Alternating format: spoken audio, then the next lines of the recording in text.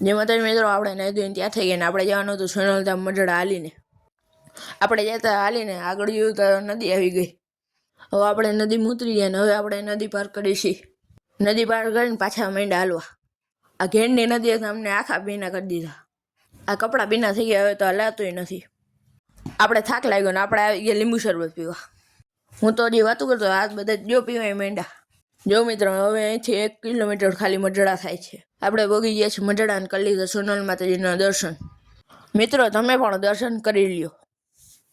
દર્શન કરીને આપણે આવી ગયા શ્રીફળ વધારવા. તમને આ બ્લોગ ગમ્યો હોય તો લાઈક ફોલો અને કમેન્ટમાં જયમાં સોનલ લખતા જાજો.